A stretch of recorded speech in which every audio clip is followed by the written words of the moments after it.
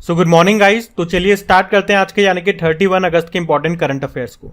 तो इस प्रश्न में आपसे पूछ रहे हैं अभी हाल ही में किस राज्य या यूनियन टेरिटरी के भद्रवाह राजमा और रामबन सुलवाई शहद को जीआई टैग मिला। तो आंसर होगा जम्मू कश्मीर। तो जम्मू कश्मीर के डोडा जिले के प्रसिद्ध भद्रवाह राजमा और रामबन के सुलाई शहद को अभी जीआई टैग मिल गया है। आपको याद होगा अभी कुछ दिन पहले ही जम्मू कश्मीर के राचौरी चिकरी लकड़ी शिल्प को जीआई टैग मिला था। एक कश्मीर के मुश्क बुद्धजी चावल को भी जीआई टैग मिला था। अभी गोवा के मानकुराद आम को जीआई टैग मिला। जोधपुर की बंधेज शिल्प को जीआई टैग मिला। बीकानेर की उस्ता कला शिल्प को जीआई टैग मिला।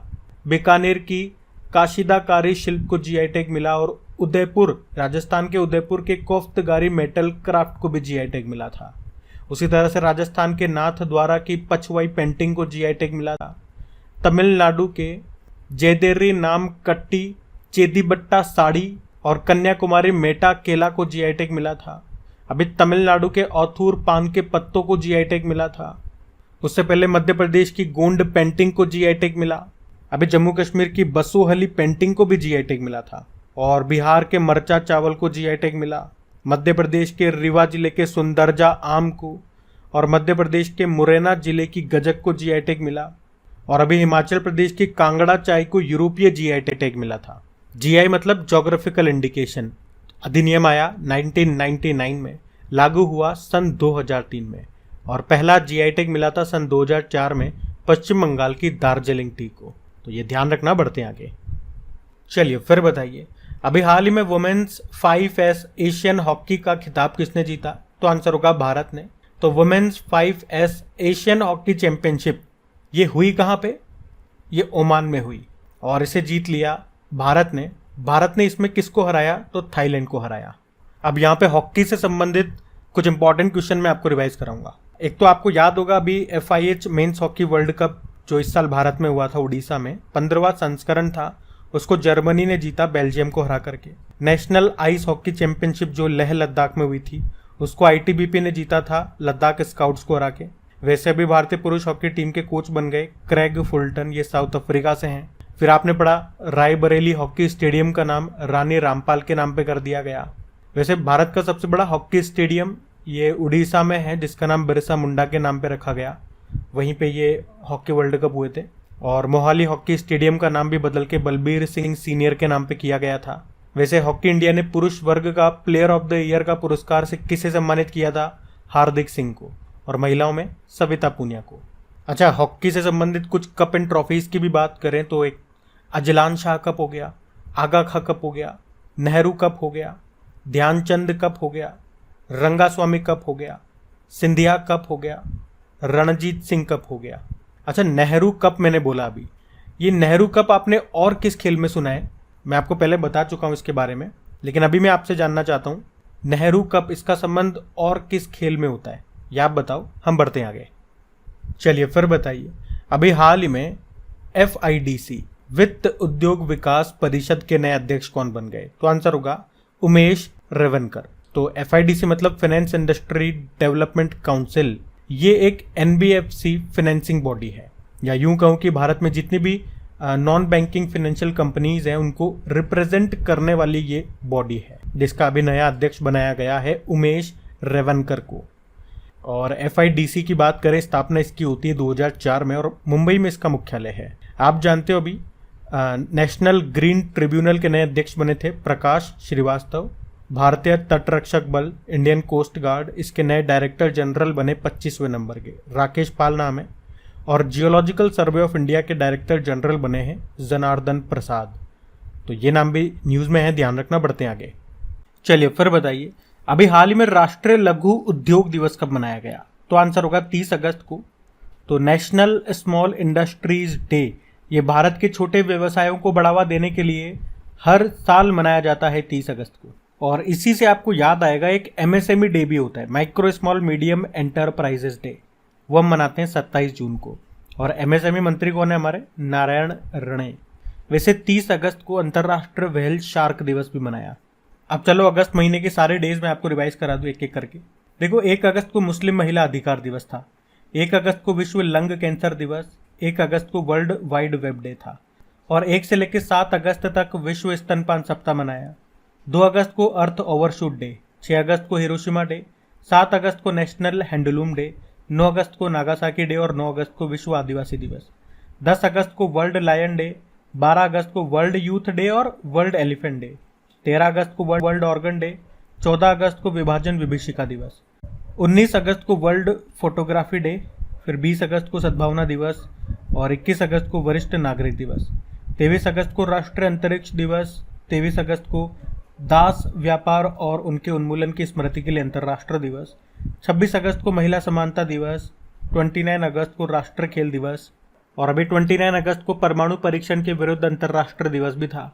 तो अगस्त के ये इंपॉर्टेंट डेज हैं, इनको आप ध्यान रखना। हम बढ़ते हैं आगे। फिर बताइए, अभी हाल ही में डिवाइन मिस इंटरनेशनल इंडिया 2023 का खिताब किसने जीता? तो आंसर होगा प्रवीणा अंजना ने। तो मिस इंटरनेशनल इंडिया 2023 इसका खिताब जीता है प्रवीणा अंजना ने। और ये कहाँ से हैं? ये राजस्थान से हैं। राजस्थान के प्रतापगढ़ जिले से हैं ये। अच्छा, इनके अलावा एक और नाम बताऊंगा। अभी मिस अर्थ इंडिया का खिताब किसने जीता? तो आंसर होगा प्रियन सेन ने जीता है। ये भी राजस्थान से हैं, राजस्थान के सीकर से हैं ये। और आपको याद हो तो अभी मिस इंडिया 2023 का खिताब भी एक राजस्थानी ने जीता था। उनका नाम नंदिनी गुप्ता है, वो कोटा राजस्थान से हैं। और आपको याद होगा अभी मिस यूनिवर्स 2022 का खिताब किसने जीता था? आर बॉनी गैब्रियल ने। अच्छा, मिस यूनिवर्स में अभी तक कितनी भारतीय रह चुकी हैं? तो 3 भारतीय मिस यूनिवर्स रह चुकी हैं। सबसे पहली थी 1994 में सुष्मिता सेन, फिर सन 2000 में बनी थी लारा दत्ता और 2021 में हरनाज कौर संधू बनी थी। लेकिन मिस में 6 भारतीय रह चुकी हैं। 1966 में सबसे पहली बनी थी रीता फारिया, फिर 1994 में बनी थी ऐश्वर्या राय बच्चन, फिर 1997 में डायना हैडन, 1999 में युक्ता मुखी, सन 2000 में प्रियंका चोपड़ा और सन 2017 में मानुषी छिल्लर बनी थी। और वैसे आपको बता दूं कि मिस वर्ल्ड 2023 का कौन सा संस्करण होगा? 71 नंबर का, और इसका आयोजन भारत में होगा। ये इंपॉर्टेंट बात है। तो ये नाम जो मैंने आपको बताया ये ध्यान रखना। यहाँ पे करंट अफेयर्स भी कवर कर लिया और हमने स्टैटिक भी कवर कर लिया। अभी बढ़ते हैं आगे। चलिए फिर बताइए, अभी हाल ही में किसे पाकिस्तान में भारतीय उच्चायुक्त के रूप में नियुक्त किया गया? तो आंसर होगा गीतिका श्रीवास्तव को। तो अभी गीतिका श्रीवास्तव को पाकिस्तान में भारतीय उच्चायुक्त यानी कि हाई कमिश्नर के रूप में नियुक्त किया गया है। और ये प्रश्न इसलिए इंपॉर्टेंट है, या ये नाम इसलिए इंपॉर्टेंट हो जाता है हमारे लिए, क्योंकि वे पाकिस्तान में भारतीय उच्चायुक्त बनने वाली पहली महिला अधिकारी हैं। गीतिका श्रीवास्तव इनका नाम है, इसलिए इनका नाम याद रखना। वैसे अभी बॉर्डर सिक्योरिटी फोर्स के डायरेक्टर जनरल कौन बने थे? नितिन अग्रवाल। UIDAI के CEO कौन बने थे? अमित अग्रवाल। और CBI के डायरेक्टर बने थे प्रवीण सूद। तो ये नाम भी न्यूज में थे, ये भी चर्चा में थे, ध्यान रखना। बढ़ते आगे।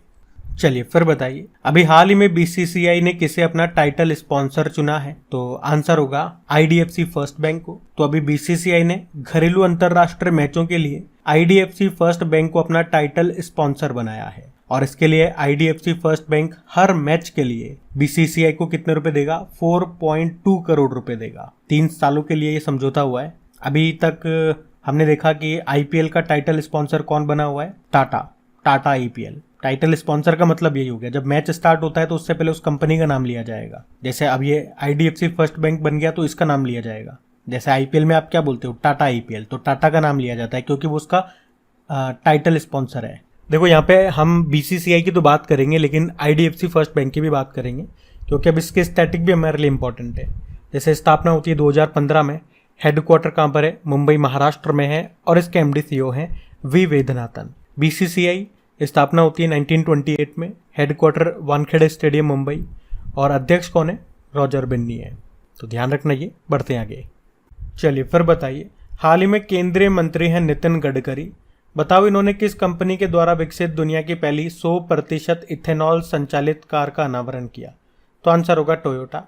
तो हमारे केंद्रीय सड़क व राजमार्ग मंत्री हैं नितिन गडकरी, जिन्होंने अभी टोयोटा कंपनी की इनोवा कार जो है, जो कि दुनिया की पहली 100% इथेनॉल संचालित कार है, उसका भी इन्होंने लॉन्च किया है, अनावरण किया है।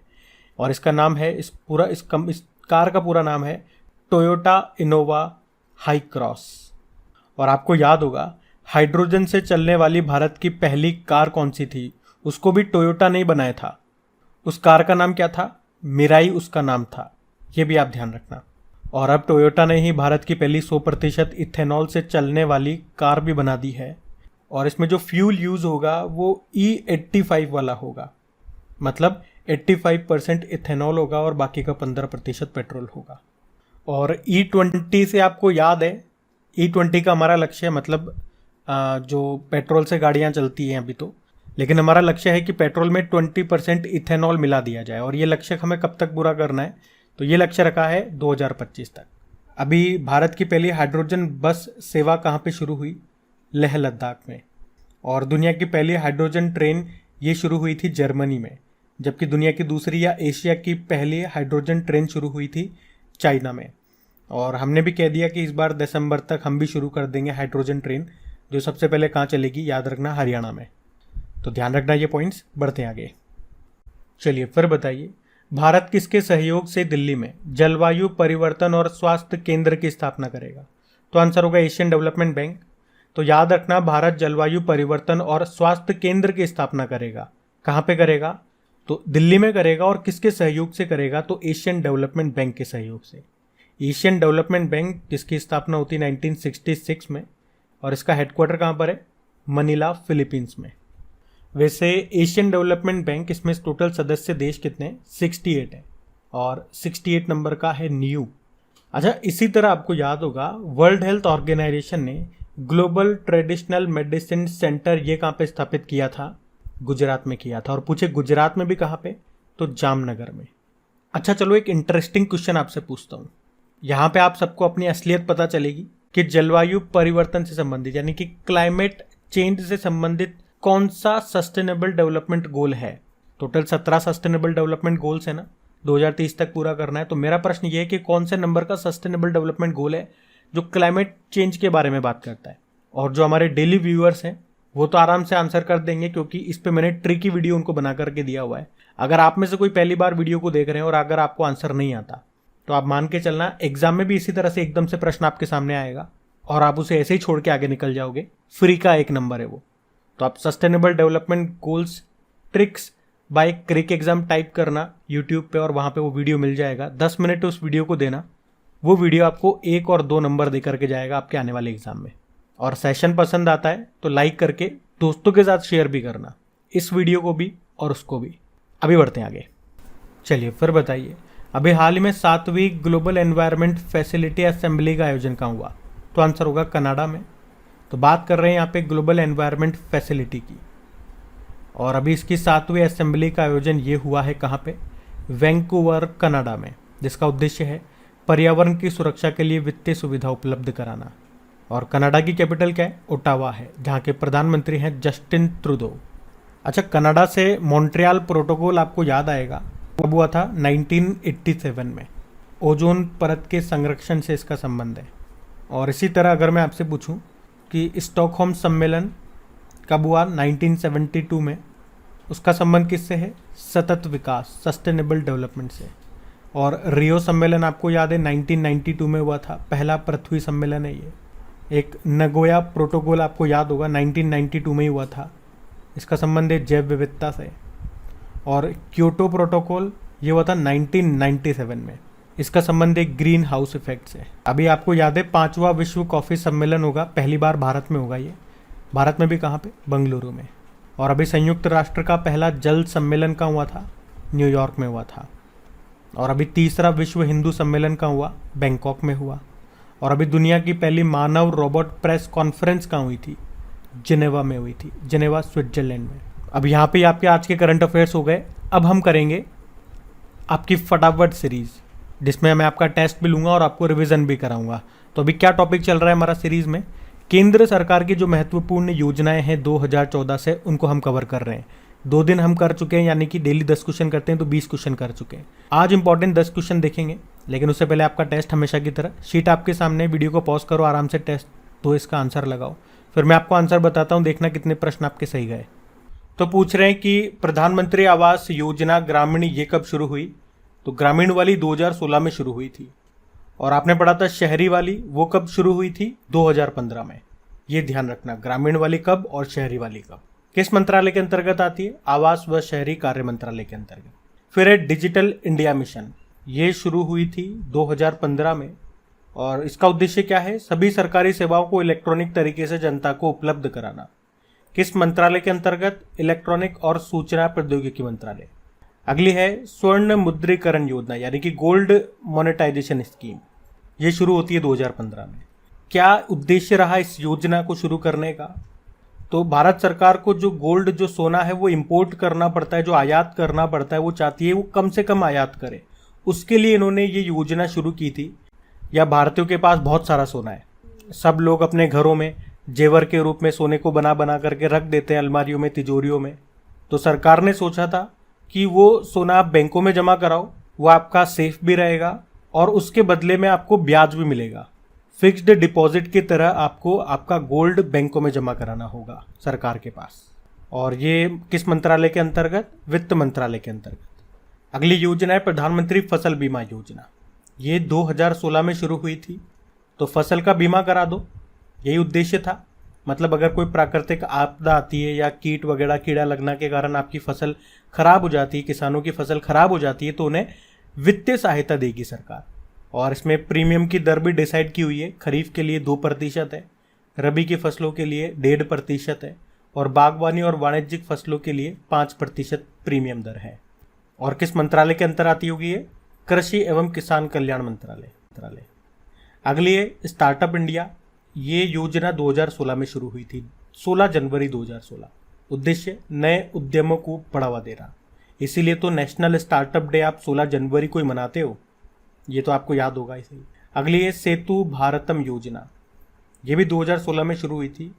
उद्देश्य राष्ट्रीय राजमार्गों को रेलवे क्रॉसिंग रहित बनाने के लिए ओवरब्रिज और अंडर ब्रिज का निर्माण करना इसका उद्देश्य था। अगली है स्टैंड अप इंडिया, ये भी 2016 में शुरू हुई थी। इसमें क्या है? अनुसूचित जाति और जनजाति तथा महिला उद्यमियों को नई कंपनियां स्थापित करने के लिए 10 लाख रुपए से 1 करोड़ रुपए तक का लोन दिया जाएगा इस योजना के अंतर्गत। 2016 में आई थी ये। फिर आपसे पूछ रहे प्रधानमंत्री उज्ज्वला योजना, ये 1 मई 2016 को शुरू होती है और कहाँ से? उत्तर प्रदेश के बलिया से। उद्देश्य क्या है? जो गरीबी रेखा से नीचे के जो परिवार है उनको रियायती मूल्य पर एलपीजी के कनेक्शन उपलब्ध करवाना। किस मंत्रालय के अंतर्गत? पेट्रोलियम व प्राकृतिक गैस मंत्रालय के अंतर्गत, ऑब्वियस सी बात है। और अगली भी इसी तरह की है, प्रधानमंत्री उज्ज्वला योजना, वो 2.0 है। ये कब शुरू हुई? 10 अगस्त 2021 को। और पूछे कहाँ से? तो उत्तर प्रदेश के महोबा जिले से। अगली है नमामि गंगे योजना, ये शुरू होती है 2014 में। उद्देश्य क्या है? सब जानते हो, गंगा नदी की स्वच्छता ही इसका उद्देश्य है। तो आज के सेशन में इन 10 क्वेश्चन में आपके कितने क्वेश्चन सही रहे बताइएगा।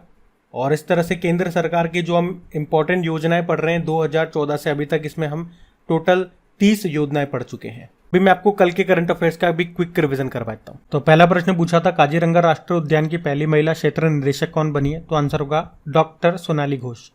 फिर पूछा 2023 का पहला भारतीय यूनिकॉर्न कौन सा स्टार्टअप बना? तो जेप्टो।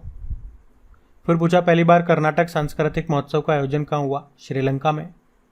फिर पूछा सबसे स्वच्छ जिले को पुरस्कृत करने के लिए मोदी अवार्ड कौन शुरू करेगा? असम।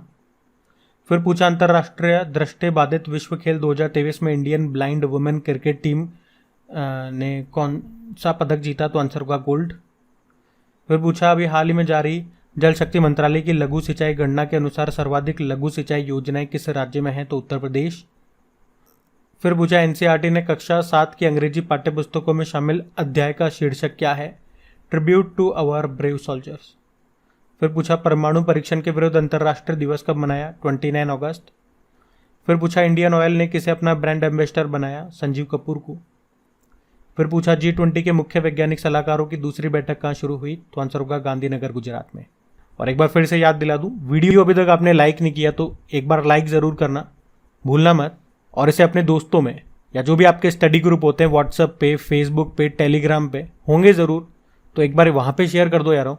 आप शेयर करोगे मुझे भी अच्छा लगता है। जैसे मैं कंटेंट दिल से तैयार करता हूँ, दिल से आपको चीज़ें बताता हूँ, तो आपको अच्छा लगता है ना, तो आप चीज़ें शेयर करोगे, लोग हमारे साथ जुड़ेंगे तो मुझे भी अच्छा लगेगा। चलो अब कल का होमवर्क प्रश्न देखते हैं और सेशन एंड करते हैं। तो कल के वीडियो में आपसे पूछा था अभी किसने अपनी नई बुक विक्ट्री सिटी लॉन्च की?